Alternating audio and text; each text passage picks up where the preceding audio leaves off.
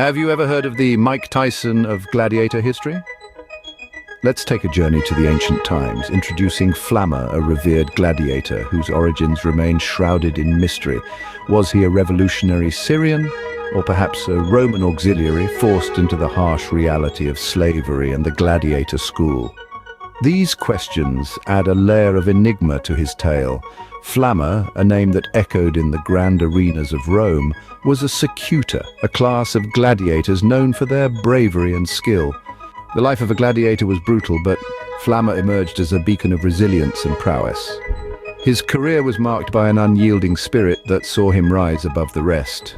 As a secutor, Flamma often faced retiarii, agile fighters armed with nets and tridents. Yet time and again he turned the tide of battle in his favor.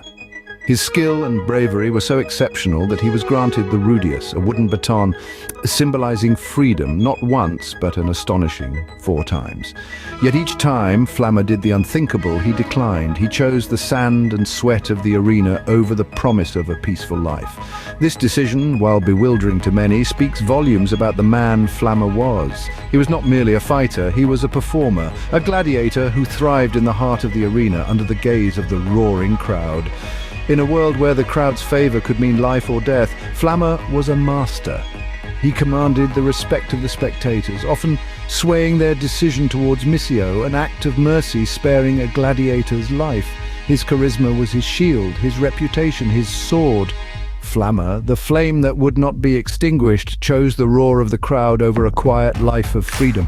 His story is one of defiance, of a spirit that refused to be tamed, a flame that refused to be quenched. Flamma was not just a gladiator, he was a symbol of unyielding spirit. In the blood-soaked sands of the Roman Colosseum, Flamma etched his name into the annals of history. A secutor by trade, he battled against the odds, often facing retiarii, and emerged victorious more times than not. Dying at the age of 30, Flamma lived longer than most gladiators, their lives often cut short in their early 20s. His wish was a simple one, to breathe his last in the arena, to the thunderous applause of his beloved crowd.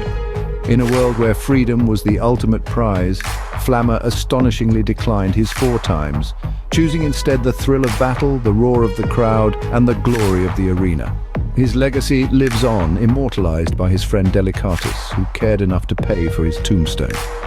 In the world of gladiators, Flamma stands out as a man who chose glory over freedom, the roar of the crowd over the silence of obscurity.